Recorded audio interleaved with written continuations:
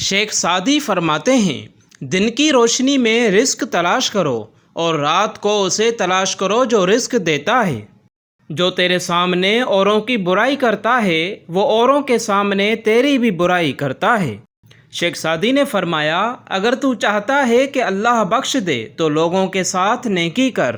شیخ Saadi فرماتے ہیں، بلکہ مولانا رومی فرماتے ہیں، تمہاری پریشانیاں تمہاری بے ادبی اور ناشکری سے جڑی ہوئی ہیں۔ اپنے دل پر لگے زخموں کو نظر انداز مت کرو بلکہ ان کو محسوس کرو، کیونکہ یہی تو وہ جگہ ہے جہاں سے روشنی تمہارے اندر داخل ہوتی ہے۔ اپنے دل کو تب تک ٹوٹنے دو جب تک یہ کھل نہیں جاتا۔ مولانا رومی فرمایا، اکیلا مت سمجھو خود کو، پوری کائنات تمہارے اندر موجود ہے۔ تم اس دنیا میں رہتے نہیں ہو بلکہ تم یہاں سے گزر رہے ہو۔ تمہاری ساری پریشانیاں تمہاری خواہش کی وجہ سے ہے۔ خواہش چھوڑ دو، تمہیں سکون ملے گا۔ عقل نے سوال پوچھا، کیا موت سے زیادہ کوئی چیز دردناک ہے؟ محبت نے عقل کو مخاطب کیا اور کہا، محبوب کی جدائی موت سے زیادہ تکلیف دہ ہوتی ہے۔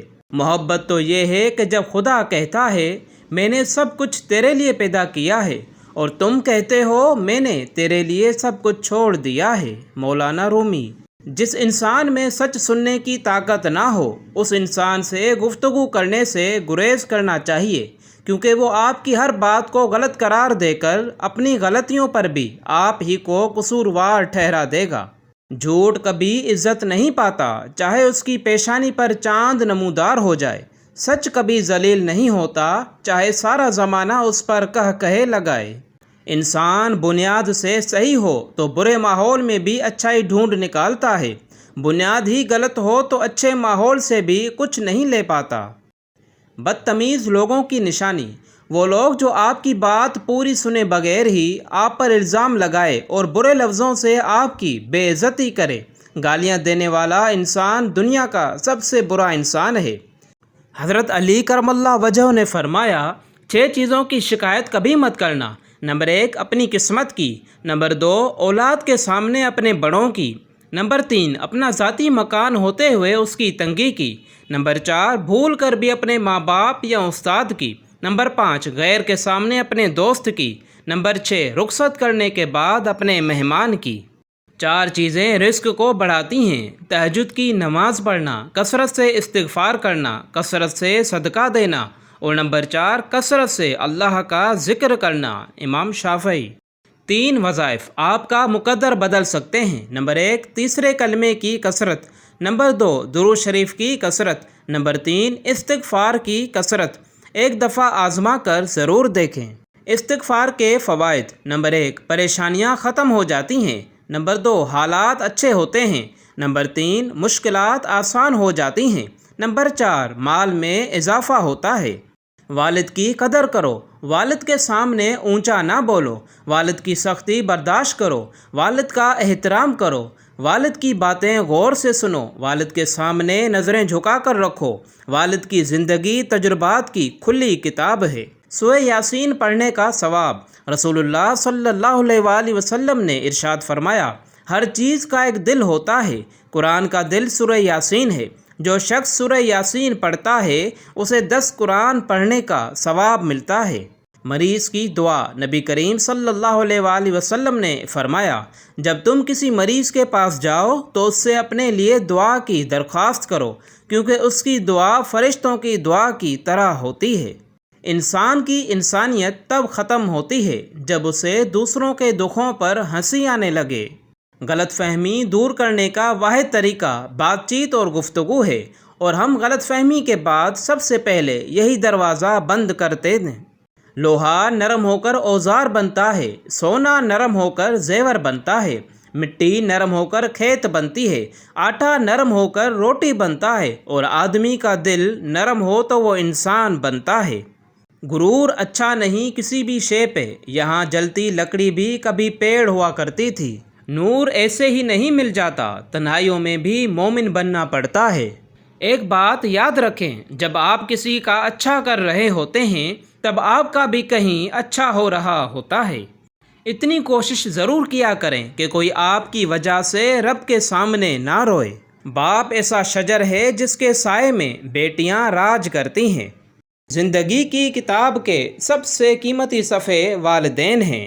بھائی بہنوں کے محافظ۔ 20 سال کی بہن 2 سال کے بھائی کو اپنے ساتھ بازار لے جاتی ہے اور خود کو محفوظ سمجھتی ہے کہ بھائی میرے ساتھ ہے۔ وہ کتنا سہانا دور تھا، ہر شخص قابل غور تھا، نہ مشکل تھی باہر کوئی، نہ ہی اندر کوئی چور تھا۔ وہ کتنا سہانا دور تھا۔ جس امت کو قبرستان سے گزرتے وقت مردہ کو سلام کرنے کا حکم ہے، وہ اتنی بے حس ہو چکی ہے کہ زندہ کو بھی بغیر مطلب سلام نہیں کرتے۔ بہترین لوگ فرمان مصطفیٰ صلی اللہ علیہ وآلہ وسلم ہے۔ میری امت کے بہترین لوگ وہ ہیں جو لوگوں کو کھانا کھلاتے ہیں، اور اس کھانا کھلانے میں ریاکاری اور سمعہ، اس لیے کام کرنا کہ لوگ سنیں گے اور اچھا جانیں گے، نہیں ہوتا۔ رسول اللہ صلی اللہ علیہ وآلہ وسلم کے فرمان کا مفہوم ہے، جس گھر میں مہمانوں کو کھانا کھلایا جاتا ہے وہاں خیر یعنی رزق، برکت اور بھلائی اتنی تیزی سے پہنچتی ہے جتنی تیزی سے چھری بھی اونٹ کے کوہان کی طرف نہیں پہنچتی۔ خواتین کا جہاد۔ اچھی کھانا داری عورت کا جہاد ہے۔ ناخنوں کو چھوٹا کرو کیونکہ وہ شیطان کی جگہ ہیں۔ درود شریف در حقیقت اینٹی ڈپریشن میڈیسن ہے۔ جوں ڈپریشن بڑھتا جائے دوا کی مقدار بڑھا دیں۔ درود پڑھنے والے کو آپ صلی اللہ علیہ وآلہ وسلم کی توجہ ضرور ملتی ہے، اور جس کو آپ صلی اللہ علیہ وآلہ وسلم کی توجہ حاصل ہو گئی اس کی دنیا بھی سنور گئی اور آخرت بھی۔ جو کثرت کے ساتھ درود پاک پڑھتا ہے اس کے جنازے میں فرشتے چلتے ہیں اور اہل نظر کو وہ فرشتے نظر آ جاتے ہیں۔ درود شریف سراپا محبت ہے۔ اس محبت میں صرف ایک لمحے بھر کے لیے بھی اگر حاضری لگ جائے تو یہ جنت کی ساری نعمتوں اور لذتوں سے اعلیٰ و افضل ہے۔ جو چیز تجھے شک میں ڈالے اسے چھوڑ دو، اور جو تجھے شک میں نہ ڈالے اسے اختیار کر لو۔ بے شک سچائی میں اطمینان ہے اور جھوٹ میں ہلاکت ہے۔ مولانا رومی۔ لوگ سمجھتے ہیں کہ بت صرف پتھر کی مورتی کا نام ہے، لیکن ہر وہ چیز جو آپ کے دل میں اللہ تعالیٰ سے زیادہ اہمیت اختیار کر جائے وہی آپ کا بت ہے۔ غور کریں، دنیا کے اندر دین نہیں بلکہ دین کے اندر دنیا ہے۔ آج عمل ہے کوئی حساب نہیں، کل حساب ہوگا کوئی عمل نہیں ہوگا۔ اللہ نے ماں کا نعم البدل دنیا میں دینا پسند ہی نہیں کیا، بس اپنی مثال دے دی کہ میں 70 ماؤں سے محبت رکھتا ہوں۔ باپ جیسی حفاظت اور ماں جیسا پیار دنیا میں کہیں کوئی اور نہیں دے سکتا۔ اپنے بچوں کو سکھائیں کہ والدین کو سڑکوں پر سے پیسے نہیں ملتے ہیں۔ یہ زندگی ہے جو کھو گئی ہے، صحت ہے جو جاتی ہے، اور ایک جسم ہے جو دن کے ساتھ کھا جاتا ہے۔